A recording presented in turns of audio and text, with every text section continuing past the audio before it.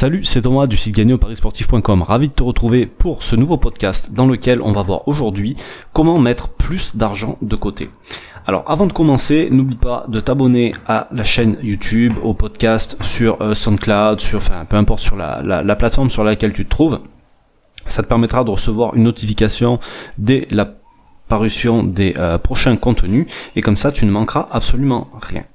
Donc aujourd'hui je voudrais te donner l'astuce la plus simple du monde qui va te permettre de mettre de l'argent de côté beaucoup plus facilement. Le but c'est pas spécialement de mettre beaucoup d'argent de côté, si tu es concerné par ce problème aujourd'hui, le but ça va être de commencer, de faire l'effort la première fois et ça va simplement te montrer que tu en es capable et d'ailleurs c'est quelque chose qui est faisable par absolument tout le monde. Donc comment les gens fonctionnent avec leur argent aujourd'hui ? En général, les gens reçoivent leur paye pour ceux qui travaillent, la paye arrive sur le compte, les gens payent leur loyer, payent leurs courses, payent leurs factures, leur gasoil, leur assurance, etc. Alors il y en a pour certains, ils payent les clopes en premier. Bon, ça c'est juste un détail, c'est une parenthèse qui était pas franchement utile. Bref, et à la fin du mois, après, une fois qu'ils ont payé tout ça, ils commencent, ils se font peut-être un petit peu plaisir, s'il en reste un peu, et à la fin du mois, s'il reste quelque chose, ils vont mettre de l'argent de côté.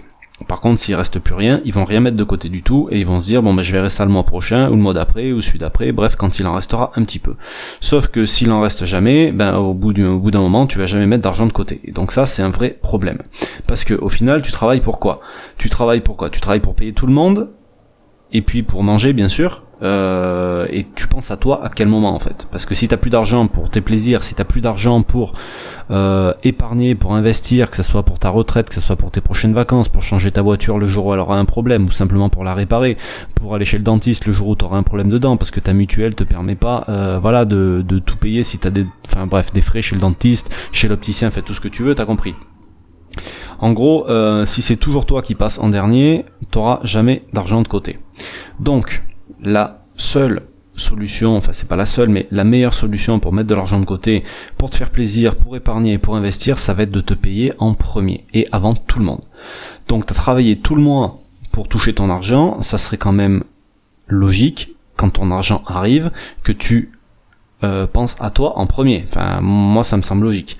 Donc, en gros, c'est ce que tu vas devoir faire, c'est que quand ta paye va arriver, tu vas mettre de l'argent de côté de suite, d'accord ? Tu peux mettre un virement automatique en place, tu peux le retirer en liquide, le foutre dans une enveloppe où t'as envie, tu te débrouilles comme t'as envie, mais voilà, c'est une habitude à prendre. C'est pas forcément instinctif parce que t'as jamais fait comme ça aujourd'hui peut-être.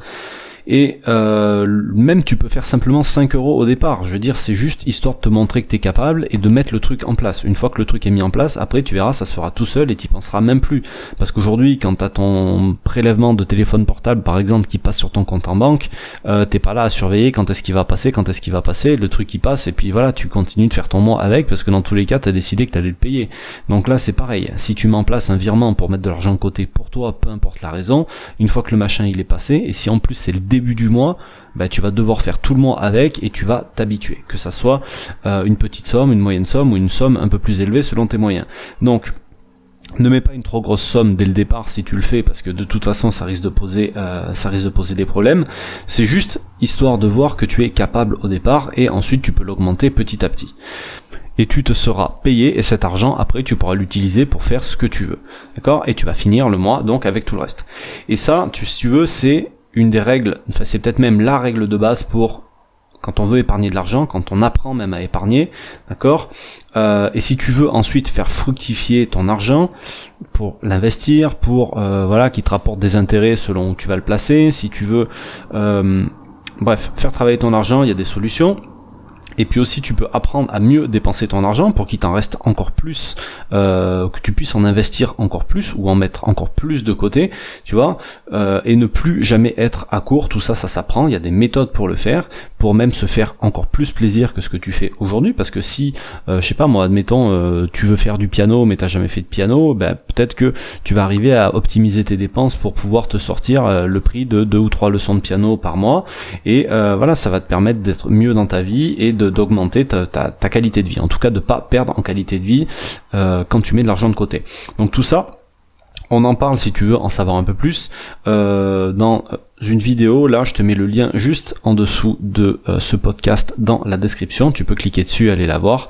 Je pense que ça peut t'intéresser si tu veux apprendre à épargner, mieux dépenser ton argent pour mieux l'investir ensuite. Voilà, c'était une astuce toute bête, je pense qu'elle peut aider pas mal de monde. Donc si tu connais quelqu'un que ça peut aider, qui a du mal un petit peu, qui galère tous les mois, alors si c'est quelqu'un qui fait des paris sportifs, je dis toujours, si tu fais des paris sportifs, c'est que t'es pas en galère d'argent, sinon tu ferais pas de paris sportifs. Donc bref, si tu connais quelqu'un qui a un petit peu de mal à mettre de l'argent de côté, n'hésite pas à lui partager cette vidéo, je pense que ça pourra lui rendre service. Sur ce, moi je te laisse, je te dis à bientôt, salut.